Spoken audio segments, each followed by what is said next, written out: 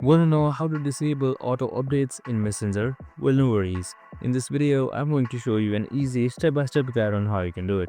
It's super simple and under a minute, so let's go straight to it. Now, first things first, simply open up your Messenger application, and once you have run that, you should be provided with this interface right here. So once you are onto this interface, on the bottom right side, you should be seeing menu right here. And once you've selected menu, here you should be provided with these interface. So once you have selected it, here you can just simply select settings right here.